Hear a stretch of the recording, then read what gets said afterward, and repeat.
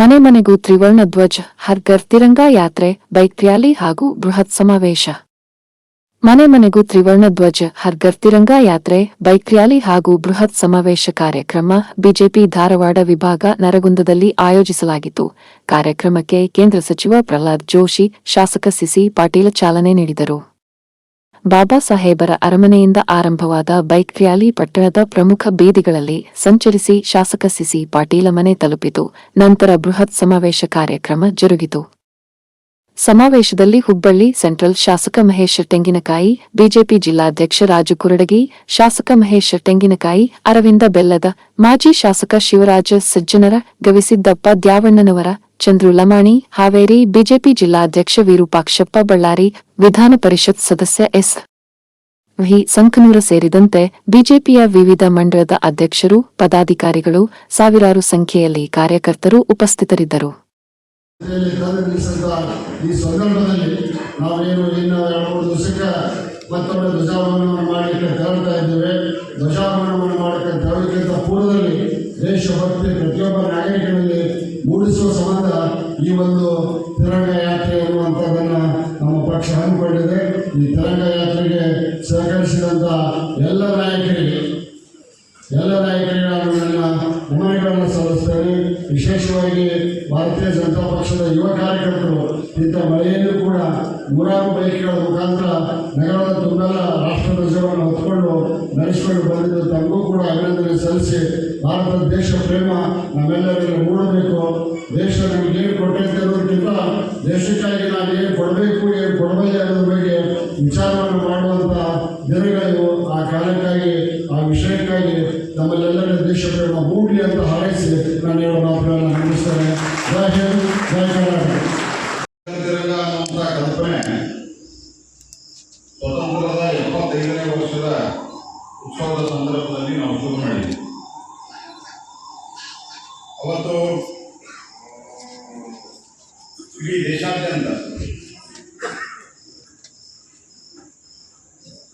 ಎಲ್ಲ ಮನೆಗಳ ಮೇಲೆ ರಾಷ್ಟ್ರಧ್ವಜವನ್ನು ಹಾರಿಸಬೇಕು ಅನ್ನುವಂತಹ ಸಂಕಲ್ಪವನ್ನು ಮಾಡಿದಾಗ ನಮ್ಮ ದೇಶದೊಳಗೆ ರಾಷ್ಟ್ರಧ್ವಜ ಕಮ್ಮಿ ಆದವು, ಅಂದ್ರೆ ಅವೈಲೇಬಲ್ ಆಗಲಿಲ್ಲ. ಆ ಪ್ರಮಾಣದಲ್ಲಿ ರಾಷ್ಟ್ರಧ್ವಜದ ವ್ಯಾಪಾರವೂ ಆಯಿತು ಮತ್ತು ಆ ಪ್ರಮಾಣದಲ್ಲಿ ರಾಷ್ಟ್ರಧ್ವಜದ ಹಾರಾಟವೂ ಆಯಿತು. ನಮ್ಮ ದೇಶದಲ್ಲಿ 22 ಕೋಟಿ ಮನೆಗಳಿದ್ದಾವೆ, ಕುಟುಂಬಗಳಿದ್ದಾವೆ ಅಂತಂದು ಅಂದಾಜಿದೆ. ಈಗ ಹೊಸದಾಗಿ ಸೆನ್ಸಸ್ ಶುರು ಆಗ್ತಾ ಇದೆ, ಅವಾಗ ಇನ್ನೂ ಪರ್ಫೆಕ್ಟ್ ಆಗಿ ಗೊತ್ತಾಗ್ತದೆ. ಸುಮಾರು 10 ಕೋಟಿ ಜನಕ್ಕಿಂತ ಹೆಚ್ಚು ಜನರ ಮನೆ ಮೇಲೆ 75ನೇ ವರ್ಷದ ಸ್ವತಂತ್ರೋತ್ಸವದಲ್ಲಿ ಧ್ವಜ ಹಾರಿತು ಅನ್ನೋದನ್ನು ನಾವು ಮರೆಯಬಾರದು. ಈ ಧ್ವಜಕ್ಕೆ ತನ್ನದೇ ಆದಂಥ ಇತಿಹಾಸ ಇದೆ ಮತ್ತು ಇಲ್ಲಿ ನಮ್ಮ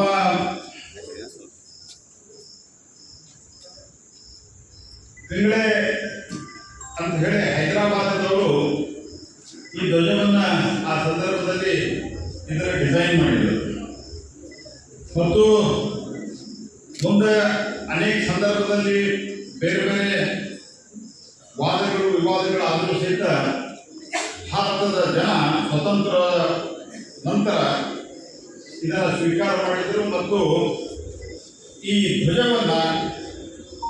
ಧ್ವಜದ ಗೌರವ ಮಾನ ರಕ್ಷಣೆಗಾಗಿ ಹಲವಾರು ಜನ ತ್ಯಾಗ ಬಲಿದಾನವನ್ನು ಮಾಡಿದರು ಅನ್ನುವಂಥದ್ದನ್ನು ಕೂಡ ನಾವು ತಿಳಿಯಬಹುದು. ಹಾಗಾಗಿ ಸ್ವತಂತ್ರದ ಸಂದರ್ಭದಲ್ಲಿರ್ಬೋದು, ಸ್ವತಂತ್ರದ ನಂತರ ಇರ್ಬೋದು, ಆದರೆ ಇಷ್ಟನ್ನು ಮಾತ್ರ ಈಗ ಹೇಳಬಹುದು, ಇವತ್ತೇನು ಪರಿವರ್ತನೆ ಆಗಿದೆ, ಈ ಪರಿವರ್ತನೆಯಲ್ಲಿ ಈ ಒಂದು 10 ವರ್ಷದಲ್ಲಿ 11 ವರ್ಷದಲ್ಲಂತೂ ತೆಲಂಗಾಣದ ಒಂದು ಮಹತ್ವ ಎಷ್ಟು ಜಾಸ್ತಿ ಆಗಿದೆ ಅಂತಂದ್ರೆ,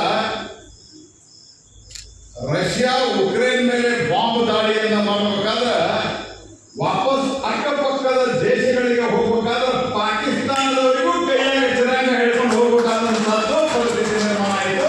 ತೆಲಂಗಾಣದಲ್ಲಿ ಯಾವುದವರಿಗೆ ತೊಂದರೆ ಕೊಡಲಿಲ್ಲ. ಇತ್ತೀಚೆಗೆ ಆಪರೇಷನ್ ಸಿಂಧೂರ್ ಆದಾಗೂ ಸಹಿತ ಯಾವ ಪ್ರಮಾಣದಲ್ಲಿ ಈ ಹಿಂದೆ ಭಾರತ ಭಯೋತ್ಪಾದನಾ ದಾಳಿಯನ್ನ ಸಹಿಸಿದ್ದು ಅನ್ನೋದಂಥದ್ದು ನಮ್ಮೆಲ್ಲರಿಗೂ ಗೊತ್ತಿದೆ. ಭಯೋತ್ಪಾದನಾ ದಾಳಿಯ ನಿಮಗೆ ಹಾಗೆ ನೆನಪು ಮಾಡ್ತೇನೆ, ಆಪರೇಷನ್ ಸಿಂಧೂರದ ಚರ್ಚೆಯನ್ನ ಲೋಕಸಭೆ ಒಳಗೆ ಕೇಳಿದ್ರು. ನಾನು ಈಗ ಸದ್ಯ ಪಾರ್ಲಿಮೆಂಟ್ ಅಫೇರ್ಸ್ ನೋಡ್ತಾ ಇಲ್ಲ, ಅದರ ಕಮಿಟಿ ಒಳಗೆ ಇರೋದ್ರಿಂದ ಬಹಳಷ್ಟು ಚರ್ಚೆಯಲ್ಲಿ ನಾನು ಇರ್ತೀನಿ. ನಾವು ಬಹಳ ಹೇಳಿದವರಿಗೆ ಆಪರೇಷನ್ ಸಿಂಧೂರು 21ನೇ ತಾರೀಕು ಲೋಕಸಭಾ ಅಧಿವೇಶನ ಶುರುವಾಗ್ತದೆ, ಅವತ್ತೇ ಶುರು ಮಾಡಿದ್ರೆ ಅಂತ. ಆದರೆ ಯಾವತ್ತಿನ ದಿವಸ ಚರ್ಚೆ ಮುಗೀತು ಅವತ್ತು ಕಾಂಗ್ರೆಸ್ ಪಕ್ಷದ ಮುಖಂಡರು ಸೇರಿ ಇಡೀ ಘಟಬಂಧನದ ಎಲ್ಲ ಸದಸ್ಯರು ಸಹಿತ ರಾಹುಲ್ ಗಾಂಧಿ ಇದನ್ನ ಕೇಳಿಕೊಳ್ಳಿ ಮಾರಾಯ ಅಂತಂದ್ರು. ಯಾಕಂದ್ರ ಇವತ್ತು ದೇಶದೊಳಗ ಭಯೋತ್ಪಾದನೆಯನ್ನ ಮಾಡಿ ಅವರು ಭೂಗರ್ಭದಲ್ಲಿ ಇದ್ರು ಸಹಿತ ಅವರನ್ನ ಉಳಿಲಿಕ್ಕೆ ಬಿಡೋದಿಲ್ಲ ಅನ್ನುವಂತ ಒಂದು ತಾಕತ್ ಇವತ್ತು ಭಾರತಕ್ಕೆ ಬಂದಿದೆ. ಸ್ನೇಹಿತರೆ,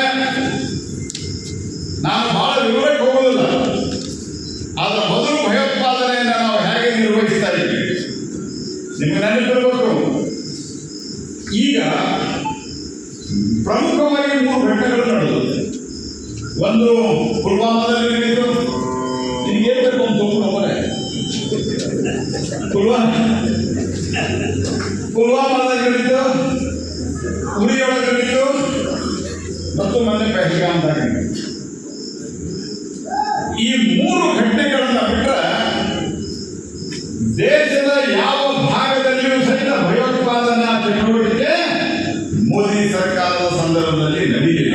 ಅದು ಯಾಕಂತಂದ್ರೆ ಅಲ್ಲಿ ಭಯೋತ್ಪಾದನಾ ಚಟುವಟಿಕೆಗಳು ಯಾಕಂತಂದ್ರೆ ಕಾಂಗ್ರೆಸ್ನ ಹಿಂದಿನ ಪಾಲಿಸಿಯಿಂದ ಅಲ್ಲಿ ಕೆಲವು ಇನ್ನೂ ಮರಿಗಳು ಉಳ್ಕೊಂಡವು. ಆ ಮರಿಗಳು ಇನ್ನು ಸ್ವಲ್ಪ ಅಲ್ಲೇ ತೊಂದರೆ ಕೊಡಬೇಕು, ಏನಾದರೂ ಡಿಸ್ಟೆಬಿಲೈಸ್ ಮಾಡಬೇಕು ಅನ್ನುವಂಥ ಪ್ರಯತ್ನವನ್ನ ಮಾಡ್ತಾ ಇದ್ದಾರೆ. ಆದರೆ ಆ 3 ಜಾಗವನ್ನು ಬಿಟ್ಟರೆ ದೇಶದ ಮೊದಲು ನೆನಪು ಮಾಡಿಬಿಡ್ರಿ, ಎಲ್ಲೆಲ್ಲಿ ಭಯೋತ್ಪಾದನೆ ನಡೀತಾ ಇತ್ತು. ಮೈಸೂರು, ಬೆಂಗಳೂರಿನಲ್ಲಿ 2 ಕಡೆ, ಚಿನ್ನಸ್ವಾಮಿ ಕ್ರೀಡಾಂಗಣ, ಮಲ್ಲೇಶ್ವರಂ. ಹೈದರಾಬಾದ್ನಲ್ಲಿ ವಾರಣಾಸಿಯ ಸಂಕಟ ವಿಮೋಚನಾ ಮಂದಿರದಲ್ಲಿ, ಅಸ್ಸಾಮದ ಕಾಮಾಖ್ಯ ಮಂದಿರದೊಳಗೆ, ದಿಲ್ಲಿಯ ಸರೋಜಿನಿ ಮಾರ್ಕೆಟ್ದಾಗ, ದಿಲ್ಲಿಯ ಬಾಟ್ಲಾ ಹೌಸ್ದಾಗ, ಪುಣೆ ಬೆಸ್ಟ್ ಬೇಕರಿ ಒಳಗೆ ಜರ್ಮನ್ ಬೇಕರಿ, ಮುಂಬೈ ಇದ್ದು ಲೆಕ್ಕನೇ ಇಲ್ಲ. ಇನ್ನೂ ಹಲವಾರು ಘಟನೆಗಳನ್ನು ನಾವು ಉದಾಹರಣೆ ಕೊಡ್ಬೋದು. ಆದರೆ ಆ ಎಲ್ಲ ಘಟನೆಗಳ ನಡೆದ ನಂತರ ಭಾರತದ ರಿಯಾಕ್ಷನ್ ಏನಿರ್ತಾ ಇತ್ತು? ಭಾರತದ ರಿಯಾಕ್ಷನ್ ಮೇಣಬತ್ತಿ ಅಷ್ಟೇ. ನಾವು ಯಾರ ಮೇಲೂ ದಾಳಿ ಮಾಡಲ್ಲ. ಮತ್ತೇನ್ ಮಾಡ್ತಾ ಇದ್ವಿ? ಭಯೋತ್ಪಾದಕರ ರೇಖಾಚಿತ್ರವನ್ನು ಬಿಡಿಸಿ ಪಾಕಿಸ್ತಾನ ಕಳಿಸ್ತಾ ಇದ್ವಿ. ಪಾಕಿಸ್ತಾನದವ್ರನ್ನ ಹೇಳ್ತಾ ಇದ್ರು, ನಾವು ಭಯೋತ್ಪಾದನೆಯಿಂದ ನೊಂದಿದ್ದೇವೆ, ನಾವೆಲ್ಲ ಎನ್ಕ್ವೈರಿ ಮಾಡ್ತೀವಿ. ಆದ್ರೆ ಅವ್ರದ್ದು ವೋಟರ್ ಐಡಿ, ಅವ್ರದ್ದು ಅಲ್ಲಿ ರೇಷನ್ ಕಾರ್ಡ್, ಫೋನ್, ಇವೆಲ್ಲ ಸಂಗತಿಗಳು ಪಾಕಿಸ್ತಾನಕ್ಕೆ ಇರ್ತಾ ಇದೆ. ಆದ್ರೆ ಡಿಕ್ಲರೇಷನ್ ಏನಾಗ್ತಾ ಇತ್ತು? ಭಾರತ ಮತ್ತು ಪಾಕಿಸ್ತಾನ ಒಟ್ಟಿಗೆ ಸೇರಿ ಗಟ್ಟಿಯಾಗಿ ನೋಡ್ರಿ, ಬಡಿಯವರು ಅವರ ಒಂದು ಹೊಡಿತಿದ್ರು, ನಮ್ಮ ಬಾಂಬ್ ಹಾಕ್ತಿದ್ರು. ಭಾರತ ಪಾಕಿಸ್ತಾನ ಗಟ್ಟಿಯಾಗಿ ಈ ಭಯೋತ್ಪಾದನಾ ಸಮಸ್ಯೆಯನ್ನ ನಿವಾರಣೆ ಮಾಡುವ ಸ್ಟೇಟ್ಮೆಂಟ್ ಅಲ್ಲ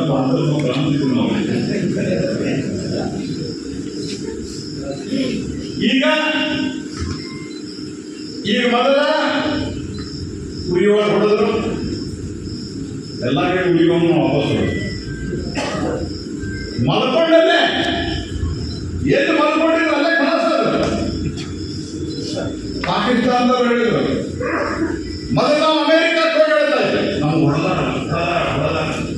ಈ ಪಾಕಿಸ್ತಾನದವ್ರು ನಮ್ಗೆ ರಾತ್ರಿ ಬಂದು ಹೊಡೆದ್ರು. ನಾವು ಹೊಡೆದಿಲ್ಲ ಅಂತ ಯಾರು ಭಯೋತ್ಪಾದಕರಿದ್ದಾರಲ್ಲ ಅವರನ್ನ ಮುಗಿಸುವ ಹಕ್ಕು ಭಾರತಕ್ಕಿದೆ ಅನ್ನುವಂಥ ಒಂದು ಎಚ್ಚರಿಕೆಯನ್ನು ಅದಾದ ನಂತರ ಪುಲ್ವಾಮಾದಾಗ ಏರ್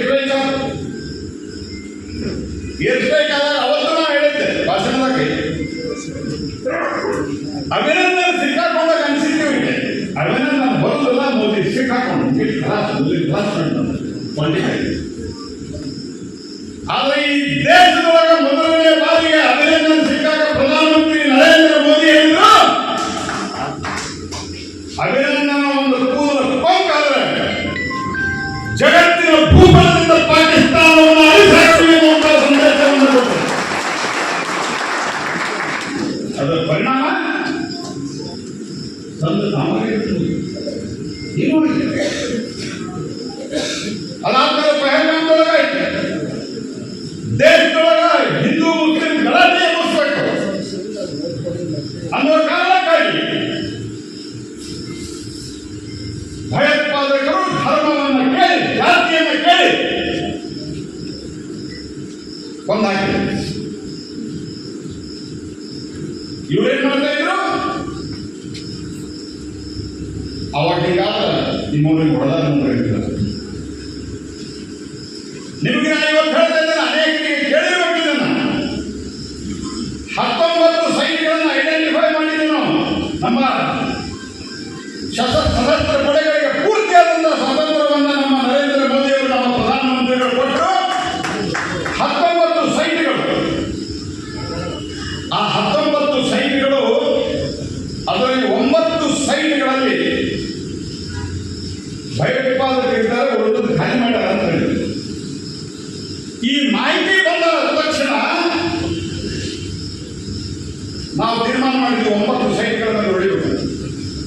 ಈ 9 ಸೈಟ್ ಅಂದ್ರೆ ನಾವೀಗ ಮಾರ್ಕೆಟ್ ಹೋಗಿದ್ದಾರ, ಬಾಬಾ ಸಾಹೇಬ್ ಪುಸ್ತಕ ಅಲ್ಲಿ ಹೆಂಗೆ ಒಂದಕ್ಕೊಂದು ಹತ್ತಿ ಅವಲ್ಲ, ಆ ನಮೂನಿ ಇದ್ದಂಥ ಕ್ಷೇತ್ರ. ನನಗೂ ಅಧಿಕಾರಿಗಳು ಕೆಲವರು ಸಿಕ್ಕಿರ್ತಾರೆ, ಅವ್ರು ತೋರಿಸಿದ್ರೆ ಹೆಂಗದ ಇಷ್ಟು ಸಮೀಪದ. ಆದರೆ ಎಲ್ಲಿ ಭಯೋತ್ಪಾದಕರು ಅಡಗಿದ್ರು ಆ 9 ಸ್ಥಾನಗಳಲ್ಲಿ 9 ಸ್ಥಾನಗಳನ್ನು ಸಂಪೂರ್ಣವಾಗಿ ಭಸ್ಮ ಮಾಡಲಾಯಿತು. ಎಲ್ಲಿದೆ ಅಲ್ಲೇ ಖಲಾಸ. ರಾತ್ರಿ ಏನ್ ಹೇಳ್ತಾ ಇದ್ರು? ಆಪರೇಷನ್ ಸಿಂಧೂರದಲ್ಲಿ ಕಾಂಗ್ರೆಸ್ಸಿನ ಸ್ವರಾಡಿತನವನ್ನು ನೋಡಿ. ಕಾಂಗ್ರೆಸ್ ಪಾರ್ಟಿಯವರು ಎಲ್ಲೂ ಕೇಳಿಲ್ಲ. ಪಾಕಿಸ್ತಾನದ ಏರ್ಕ್ರಾಫ್ಟ್ ಎಷ್ಟು ಬಿದ್ದು ಅಂತ ಕೇಳಿಲ್ಲ. ಪಾಕಿಸ್ತಾನದವರು ಎಷ್ಟು ಜನ ಸತ್ತರು ಅಂತ ಕೇಳಿಲ್ಲ. ಪಾಕಿಸ್ತಾನದಾಗ ಎಷ್ಟು ನುಕ್ಸಾನ ಆಗಿದೆ ಅಂತ ಕೇಳಿಲ್ಲ. ನೀವು ಮೊದಲು ಹೇಳಿ ಭಾರತಕ್ಕೆ ಯಾಕೆ ಓದಿದ್ರಿ? ಯಾವಾಗ ವಿಷಯಗಳು ಹೊರಬರಲಿಕ್ಕೆ ಶುರುವಾಯಿತು ಅವಾಗ ಗಾಬರಿ. ಅದಾದ ನಂತರ ಇನ್ನೊಂದು ಕೇಳ್ತಾ ಇದ್ರು, ಭಯೋತ್ಪಾದನೆ ಮಾಡಿದವರು ಎಲ್ಲಿಲ್ಲ ಹಿಡಿದಿಲ್ಲ. ಇವ್ರ ಕಾಲದಾಗ ಭಯೋತ್ಪಾದನೆ ಮಾಡಿ ಆರಾಮ ಸರಳ ಬರ್ತಿದ್ರು. ಈಗ ನಾ ಹೇಳ್ತಾ ಇದ್ದೀನಿ ನಿಮಗ, ಈಗೇನಂದ್ರೆ ನಾಲೆಗಳಿದ್ದಾವ, ನೀರು ಹರಿದು ಬರ್ತಲ್ಲ, ಅದರೊಳಗೆ ಕಷ್ಟಪಟ್ಟು ಹೋಗ್ಬೇಕು, ಕಷ್ಟಪಟ್ಟು ವಾಪಸ್ ಹೋಗ್ಬೇಕು. ಮೊದಲ ಗಡಿದಾಗಿ ಹೋಗ್ಲಿಕ್ಕೆ ಹೋಗೋದೀಗ ಅಲ್ಲಿ ಹೋಗ್ಬೇಕಾದ್ರೂ ಸಹಿತ ಮೊದಲು ಅವ್ರನ್ನ ಕೇಳ್ರಿ, ಅವ್ರನ್ನ ಮಾಡ್ರಿ. ಇಲ್ಲ ಪಾಕಿಸ್ತಾನದಿಂದ ಕಳ್ಳತನದ ಬರ್ತಾರಂತಂದ್ರೆ ದೇಶದೊಳಗೆ ಅವರು ವಿಧ್ವಂಸಕ ಕೃತ್ಯವನ್ನ ಮಾಡಲಿಕ್ಕೆ ಬರ್ತಾರ. ಅದಕ್ಕಾಗಿ ಅವರನ್ನು ಅಲ್ಲೇ ಕ್ರಾಸ್ ಮಾಡ್ರಿ ಅನ್ನುವಂಥ ಒಂದು ದಿಟ್ಟ ಒಂದು ನಿರ್ಧಾರವನ್ನು ತೆಗೆದುಕೊಂಡಿರುವಂತಹದ್ದು ಅದು ನರೇಂದ್ರ ಮೋದಿ ಸರ್ಕಾರ. ಇವತ್ತೇನು ಪರಿವರ್ತನೆ ಮೊದಲು ಯಾಕೆ ಆಗ್ತಿರಲಿಲ್ಲ? ತಾಕತ್ತಿರಲಿಲ್ಲ. ಯಾಕೆ ತಾಕತ್ತಿರಲಿಲ್ಲ? ಹಾಕೊಳ್ಳಿ ಬೂಟ್ ಇರಲಿಲ್ಲ. ನಿಮ್ಗೆ ಆಶ್ಚರ್ಯ ಆಗೋದು ಅನೇಕರಿಗೆ, ಸೈನಿಕರಿಗೆ -46 ಡಿಗ್ರಿ ಸೆಂಟಿಗ್ರೇಡ್ ಅಂದರೆ ಈಗ ನಿಮ್ಗೆ 20-28 ಡಿಗ್ರಿ ಅದ. ಇದು 1 ಡಿಗ್ರಿ 2 ಡಿಗ್ರಿ ಆತಂದ್ರೆ ಅಥವಾ 7-8 ಡಿಗ್ರಿ ಆತಂದ್ರೆ ನಿಮ್ಗೆ ಥಂಡಿ ತೊಟ್ಟಿಗೆ ಅಲ್ಲಿ 1ಕ್ಕಿಂತ ಕೆಳಗೆ ಹೋಗಿ 40-42% ಮೈನಸ್ ಆಗ್ತದೆ. ಕುಡಿ ನೀರಿರ್ಬೇಕಾದ್ರೆ ಮನೆಯಾಗಿ ನೀರನ್ನು ಬಿಸಿ ಮಾಡಿ ಎಲ್ಲ ಇಷ್ಟ. ಆ ಪರಿಸ್ಥಿತಿಗಳಿದ್ದಂಥ ಸೈನಿಕರಿಗೆ ವಿಶೇಷ ಬೂಟ್ ಬೇಕು, ವಿಶೇಷ ಕನ್ನಡಕ ಬೇಕು. ಅವು ಯಾವುದೂ ಇರಲಿಲ್ಲ. ಸೈನಿಕರು ಎಲ್ಲ ಇಂಪೋರ್ಟ್ ಮಾಡ್ತಾ ಇದ್ರು. ನಮ್ಮ ಸರ್ಕಾರ ಬಂದ ನಂತರ ಮೊದಲನ್ನು ಇಂಪೋರ್ಟ್ ಮಾಡೋದು ನಿಲ್ಲಿಸಿ ದೇಶದೊಳಗೆ ಉತ್ಪಾದನೆಯನ್ನು ಶುರು ಮಾಡಿದ್ವಿ. ಇವತ್ತು ಭಾರತದ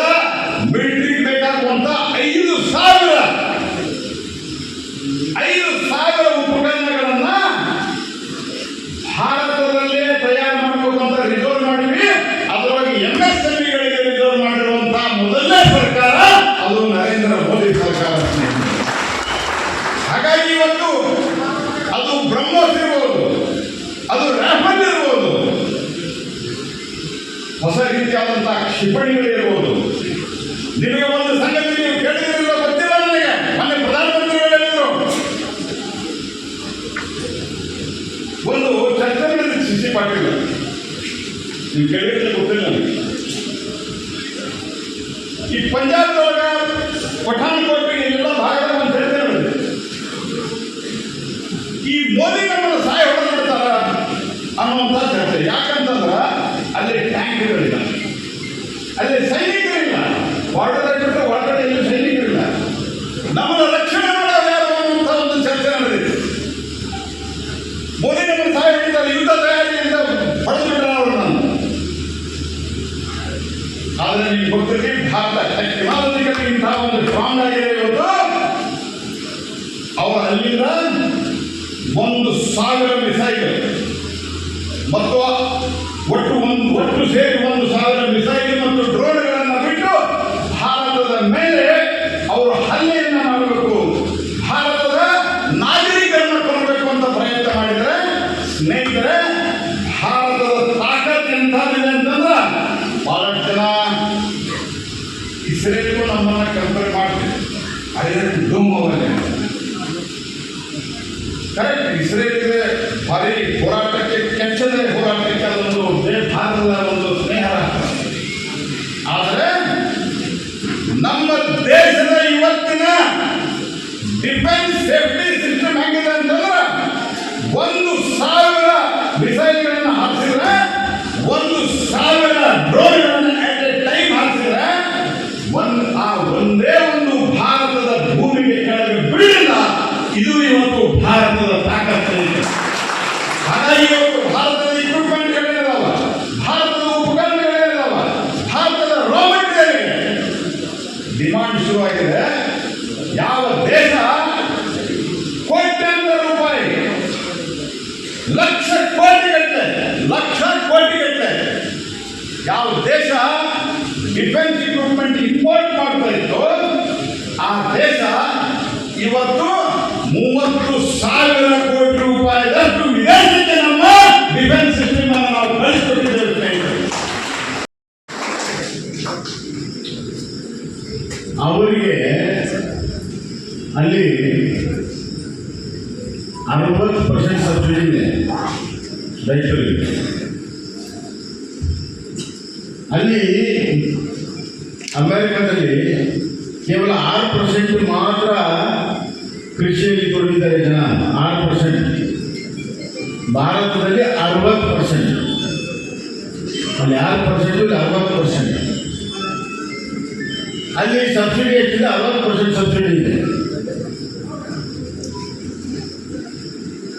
60% ಬೀಜ ಕಡಿಮೆ ರೇಟು, ಗೊಬ್ಬರ ಕಡಿಮೆ ರೇಟು, ನೀರು ಕಡಿಮೆ ರೇಟು, ವಿದ್ಯುತ್ ಕಡಿಮೆ ರೇಟು, ಮಾರಾಟ ಮಾಡಿದ್ರೆ ಮತ್ತೆ ಸಬ್ಸಿಡಿ, ಹೊರದೇಶಕ್ಕೆ ಮಾಡಿದ್ರೆ ಇನ್ನೊಂದು ದೊಡ್ಡ ಸಬ್ಸಿಡಿ, ಒಟ್ಟು 60% ಸಬ್ಸಿಡಿ ಸಿಗ್ತದೆ. ಎಷ್ಟು ಜನಕ್ಕೆ? 6% ಇರುವಂಥ ರೈತರಿಗೆ. ಈಗ ನಾವು 60% ಇದ್ದೀವಿ, ಇವೆಲ್ಲ ಸಬ್ಸಿಡಿ ಸೇರಿದ್ರೆ 6% ಆಗ್ತದೆ. ಅಲ್ಲಿಯ ರೈತರ ಜೊತೆಗೆ ನಾವು ಪೈಪೋಟಿ ಮಾಡಕ್ಕೆ ಸಾಧ್ಯ ಇಲ್ಲ. ಅದಕ್ಕೆ ನಮ್ಮ ನರೇಂದ್ರ ಮೋದಿ ಅವರು ಹೇಳಿದ್ರು, ನಮ್ಮ ರೈತರ ಹಿತಾಸಕ್ತಿಯನ್ನ ಕಾಪಾಡಲು ನಾನು ಇಲ್ಲಿ ಪ್ರಧಾನಮಂತ್ರಿ ಆಗಿದ್ದೇನೆ. ದೇಶದ ಯಾವುದೇ ಶಕ್ತಿ ಇರಲಿ, ರೈತರ ಹಿತ ಕಾಪಾಡೋದ್ರಲ್ಲಿ ನಾನು ರಾಜಿ ಮಾಡಿಕೊಳ್ಳೋದಿಲ್ಲ. ರೈತರ ಹಿತಾಸಕ್ತಿಯನ್ನ ಕಾಪಾಡ್ತೀನಿ. ನನಗೆ ವೈಯಕ್ತಿಕವಾಗಿ ಯಾವುದೇ ಬೆಲೆಯನ್ನ ತಟ್ಟೋಕ್ಕೆ ನಾನು ಸಿದ್ಧರಿದ್ದೇನೆ. ನನಗೆ ವೈಯಕ್ತಿಕವಾಗಿ, ರಾಜಕೀಯವಾಗಿ ಈ ದೇಶಕ್ಕೆ ಬೇರೆ ರೀತಿ ಭಾರ ಆಲೋಚಿಸಿಲ್ಲ. ನನ್ನ ರೈತರ ಕೈ ನನ್ನನ್ನು ಬಿಡೋದಿಲ್ಲ ಅನ್ನುವಂಥ ಮಾತನ್ನ ನರೇಂದ್ರ ಮೋದಿ ಹೇಳ್ತಾರೆ. ಇವತ್ತು ನರೇಂದ್ರ ಮೋದಿ ಅವರು ಇಲ್ಲದೇ ಇದ್ರೆ, ಮನಮೋಹನ್ ಸಿಂಗ್ ಅವರು ಇದ್ದಾಗಿದೆ, ಬೇರೆ ಸಮಸ್ಯೆ ಬಂತು, ಇದಕ್ಕಾದ ಒತ್ತಡ ಬಂತು. ಓಡ್ ಹೋಗಿ ಅಮೆರಿಕ ಹೇಳಿದಲ್ಲಿ ಸೈನ್ ಮಾಡಿ ಬಂದರು, ರೈತರ ಹಿತಾಸಕ್ತಿಯನ್ನು ಬಲಿಕೊಟ್ಟು. ಆದರೆ ನರೇಂದ್ರ ಮೋದಿ ಮನಮೋಹನ್ ಸಿಂಗ್ ಅಲ್ಲ. ಈ ದೇಶದಲ್ಲಿ ಹುಟ್ಟಿರುವಂಥ, ದೇಶವನ್ನು ಕಾಯುವಂಥ, ಈ ದೇಶದ ಹಿತಾಸಕ್ತಿ ಕಾಯುವಂಥ, ರೈತರ ಹಿತಾಸಕ್ತಿ ಕಾಯುವಂಥ ಒಬ್ಬ ಭಾರತ ಮಾತೆಯ ಮಗ. ನರೇಂದ್ರ ಮೋದಿ ಕೈಯಲ್ಲಿ ಭಾರತ ಸುರಕ್ಷಿತವಾಗಿದೆ. ಈಗಾಗಲೇ ಬಸವರು ಹೇಳಿದ್ರು ಏನೇನಾಗಿದೆ, ಏನೇನಿಲ್ಲ, ಇಲ್ಲ ಏನಾಗುತ್ತೆ, ನಮ್ಮಲ್ಲಿ ಎಷ್ಟು ಉತ್ಪಾದನೆ, ಡಿಫೆನ್ಸ್ ಉತ್ಪಾದನೆ ಹೆಚ್ಚು ಮಾಡ್ತೀವಿ, ಅದಕ್ಕೆ ನಾನು ನೋಡಕ್ಕೆ ಹೋಗುವುದಿಲ್ಲ. ಈ ದೇಶವನ್ನ ಸುರಕ್ಷಿತವಾಗಿಡೋದಕ್ಕೆ ಏನೆಲ್ಲ ಬೇಕು ಅದನ್ನು ಮಾಡಿದ್ದಾರೆ. ಅದರ ಜೊತೆಗೆ ಇನ್ನೊಂದು ಪ್ರಹಾರ, ರೈತರ ಮೇಲೆ ಪ್ರಹಾರ ಆಗಿದೆ ಅಂದರೆ ಅದನ್ನು ಕೂಡ ಯಶಸ್ವಿಯಾಗಿ ತಡೆಗಟ್ಟಲು ಇವತ್ತು ನರೇಂದ್ರ ಮೋದಿ ಗಟ್ಟಿಯಾಗಿ ರೈತರ ಪರವಾಗಿ ನಿಂತಿದ್ದಾರೆ. ತಾವೆಲ್ಲ ಅರ್ಥ ಮಾಡ್ಕೋಬೇಕು. ಅವ್ರು ಹೇಳಿದ್ರು, ನಮ್ಮ ರೈತ, ನಮ್ಮ ಪಶುಪಾಲಕ, ಪಶು ಸಂಗೋಪನೆ ಮಾಡುವಂಥವರು, ಮೀನುಗಾರರು, ಸಣ್ಣ ಸಣ್ಣ ಇತರ ರೈತಾಪಿ ಕೆಲಸಗಳನ್ನು ಮಾಡುವಂಥವರು, ಇವರ ಬದುಕು ನನಗೆ ಬಹಳ ಮುಖ್ಯ, ದೊಡ್ಡ ಬೆಳೆಯನ್ನು ನಾನು ಸಿದ್ಧರಿದ್ದೇನೆ ಅನ್ನುವಂಥ ಮಾತನ್ನು ನರೇಂದ್ರ ಮೋದಿ ಹೇಳಿದ್ದಾರೆ. 75 ವರ್ಷ ಸ್ವತಂತ್ರ ಬಂದ ಮೇಲೆ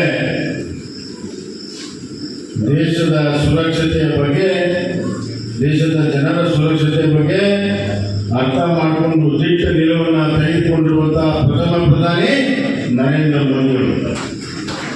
ಯಾಕಂದರೆ ನಮಗೆ ಗೊತ್ತಿದೆ ಅಂತಾರಾಷ್ಟ್ರೀಯ ಮಟ್ಟದಲ್ಲಿ ಎಷ್ಟು ಒಪ್ಪಂದಗಳಾಗಿದ್ದಾವೆ, ರೈತರ ಬಲಿ ಕೊಟ್ಟಿರುವಂಥ ಒಪ್ಪಂದಗಳು ಯಾವಾಗಿದ್ದಾವೆ. ನಾನು ಮೊದಲಿಂದಲೂ ಕೂಡ ಅವುಗಳನ್ನ ವಿರೋಧ ಮಾಡಿಕೊಂಡು ಬಂದವರು ನಾವೆಲ್ಲ. ಇಲ್ಲಿದ್ರೆ ಅವರು ಒಪ್ಕೊಂಡಿದ್ರೆ ಇವತ್ತು ಟ್ರಂಪ್ ಜೊತೆಗೆ ಹೊಂದಾಣಿಕೆ ಮಾಡಿಕೊಂಡು ಆರಾಮಾಗಿರ್ಬೋದಾಗಿತ್ತು. ಆದರೆ ಬರುವಂಥ ದಿನಗಳಲ್ಲಿ ರೈತರು ಉಳಿದಿರಲಿಲ್ಲ.